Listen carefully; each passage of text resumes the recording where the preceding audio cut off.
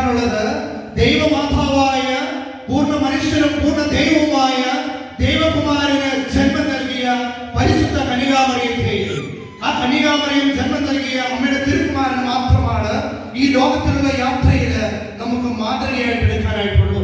പ്രിയമുള്ള ദൈവമക്കളെ, ഈ പരിശുദ്ധ അമ്മയുടെ ചാരെ നിന്നുകൊണ്ടാണ് നാം ഓരോരുത്തരും പരിശുദ്ധ ബലി അർപ്പിക്കുക. കാരണം കാനായിൽ പരിശുദ്ധ അമ്മ ഈ ലോകത്തിനു വേണ്ടി മാധ്യസ്ഥം വഹിച്ചുകൊണ്ട് നിൽക്കുകയാണ്.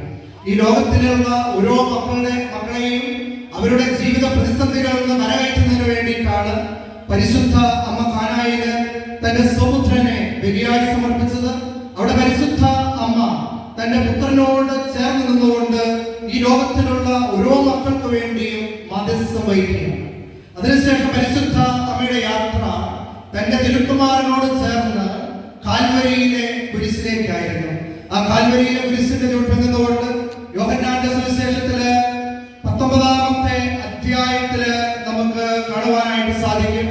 യോഹന്നാന്റെ കരങ്ങളിലേക്ക് ഈശോ പരിശുദ്ധ കന്യകാമറിയത്തെ വെച്ചു കൊടുക്കുമ്പോൾ പരിശുദ്ധ അമ്മ ആ കാൽവരിയുടെ കുരിശിന്റെ ചുവട്ടില് ലോകത്തിന്റെ മാതാവായി ഈ ലോകത്തെ മുഴുവൻ പരിശുദ്ധ കന്യകാമറിയത്തിന്റെ വിമല ഹൃദയത്തിലേക്ക് സ്വീകരിച്ചുകൊണ്ട് പരിശുദ്ധ അമ്മയുടെ കരങ്ങളിലേക്ക് ഏൽപ്പിക്കപ്പെട്ട ഈശോ ഏറ്റവും സ്നേഹിച്ചിരുന്ന യോഹന്നാനെ സമർപ്പിച്ച് യോഹന്നാൻ പരിശുദ്ധ കന്യകാമറിയത്തിന്റെ കരം പിടിച്ച് ആ യോഹന്നാന്റെ ഭവനത്തിലേക്ക് കടന്നു പോകുമ്പോൾ പരിശുദ്ധ കന്യകാമറിയം യോഹന്നാനെ മാത്രമല്ല ഈ ലോകത്തിൽ ഇതുവരെ പിറന്നിട്ടുള്ള ഓരോ മകനെയും മകളെയും പരിശുദ്ധ കന്യകാമറിയത്തിന്റെ വിമല ഹൃദയത്തിലേക്ക് സ്വീകരിച്ചിട്ടാണ് യോഹന്നാനോടുകൂടെ യോഹന്നാനെ സ്വന്തം മകനായി സ്വീകരിച്ച് യോഹന്നാന്റെ ഭവനത്തിലേക്ക് കടന്നു പോകുന്നത്. ആ യോഹന്നാന്റെ ഭവനത്തിലും പരിശുദ്ധ കന്യകാമറിയത്തിന്റെ യാത്ര അവസാനിച്ചില്ല. വിശ്വാസം നഷ്ടപ്പെട്ടു പോയ തന്റെ സ്നേഹന്മാരെ പരിശുദ്ധ കന്യകാമറിയം തന്റെ ഹൃദയത്തോട് ചേർത്ത് നിർത്തി സിഹിയോൻ മാളയിലേക്ക് ഒരു യാത്ര നടത്തുകയാണ്. ആ സിഹിയോൻ മാളയിൽ പരിശുദ്ധ അമ്മയും സ്നേഹന്മാരും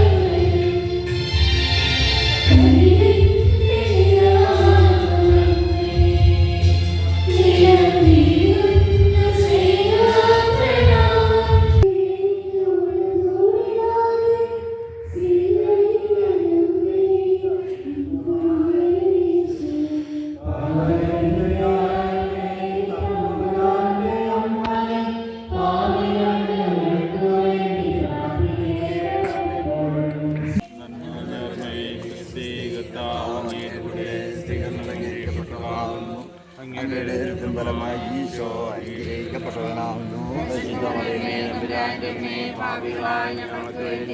ഇപ്പോൾ ഞങ്ങളുടെ മരണസമയത്ത്